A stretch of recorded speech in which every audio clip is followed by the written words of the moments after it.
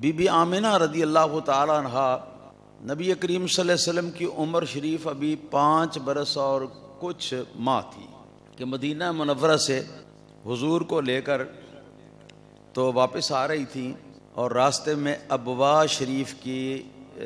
مقام پر ان کو بخار ہوا، اور بخار اتنا سخت ہوا کہ اس بخار کے اندر ہی حضرت بی بی آمنہ رضی اللہ تعالی عنہا کا وصال ہو گیا۔ تو وہیں ابوا شریف کے مقام پہ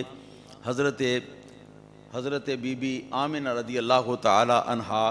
نبی کریم صلی اللہ علیہ وسلم کی والدہ محترمہ ہیں، ان کا وصال ہو گیا تھا اور وہیں مدفون ہے۔ ساتھ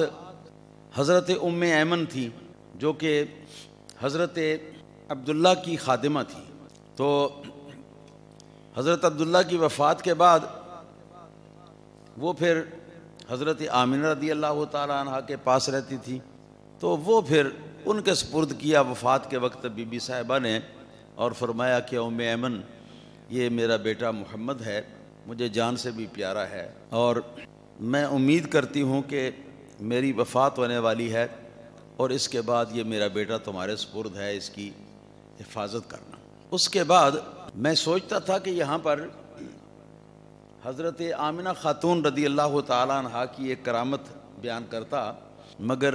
وقت زیادہ ہے، انشاءاللہ پھر کسی وقت انشاءاللہ تعالیٰ وہ کرامت جو ہے اس کا مشاہدہ اس بندہ عاجز نے خود کیا، کسی وقت آپ کو سناؤں گا انشاءاللہ۔ حضرت آمنہ کی وفات کے بعد حضرت عبد المطلب حضور کے جو دادا جان ہیں نا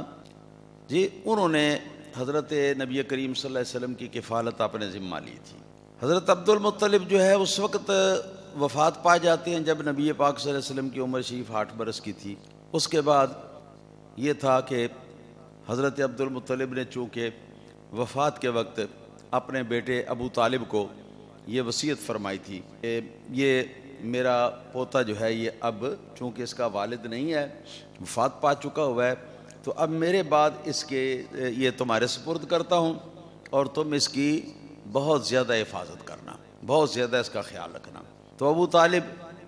حضور نبی کریم صلی اللہ علیہ وسلم